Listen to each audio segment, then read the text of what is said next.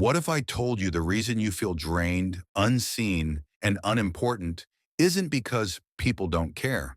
It's because you never stop making yourself available. You're always there, always answering, always absorbing.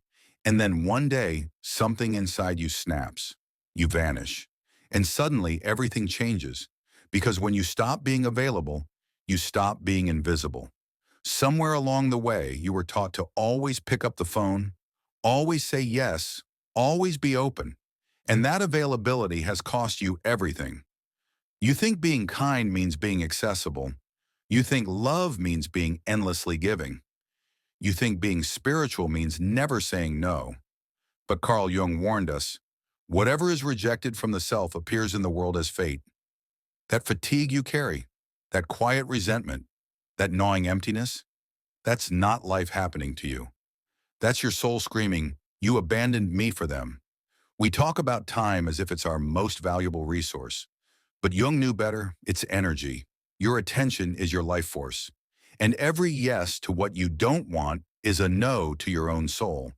Every fake smile, every forced laugh, every time you answer a message while breaking inside, you are leaking your energy. You are funding your own collapse. You're starving your inner world to feed the chaos outside. Let's be clear. Boundaries are not walls. They are doors with locks. And not everyone deserves a key. Jung didn't teach repression. He taught integration. And you cannot integrate what you won't sit with. When you say, I'm not available right now, you're not rejecting them. You're finally choosing yourself after years of ghosting your own soul. When you stop showing up for what drains you, everything begins to shift. The people who once thrived off your silence now face the noise of their own demands. Your absence becomes your loudest boundary. Your silence becomes a mirror. And suddenly they're left alone with their own chaos, realizing you were the stillness holding it all together. Jung called it the persona, the mask we wear to survive. We smile, we show up, we play roles. Until one day the mask cracks, and beneath it we find exhaustion. A soul that's been available to everyone, except itself. We said yes so much we forgot how to say no, and now the self demands a reckoning. There is a kind of strength that doesn't scream, it withdraws, not from fear, but from clarity.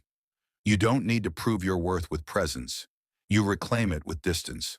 Jung said, solitude is for me a fount of healing, which makes my life worth living. But that solitude, you have to protect it, because the world will not hand you silence. You must take it. They'll say you've changed. They'll say you're selfish, distant, cold. But what they really mean is, you're no longer available for my unconscious manipulation. You're no longer reacting, no longer explaining, no longer bleeding for people who never bled for you. And that terrifies them. Your energy is your currency. Not everyone deserves to spend it. When you keep giving discounts on your time, people forget the cost of your presence. But when you stop, when you step back, when your phone stops lighting up, people remember what it felt like to lose you.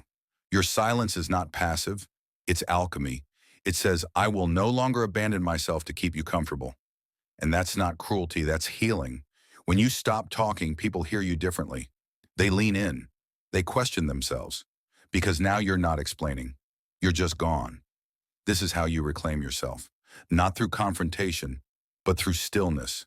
Not through shouting, but through silence. You're not becoming hard, you're becoming whole. You're not isolating, you're individuating. And when you stop being available, you stop betraying yourself. You stop over-giving, over-explaining, overextending. And in that sacred absence, you begin to breathe again. The wrong people fall away. The right ones appear. But most importantly, you come home to yourself. Not the mask you wore, not the role you played, but the quiet, powerful presence that was always waiting. So let them wonder where you went. Let them sit in the silence.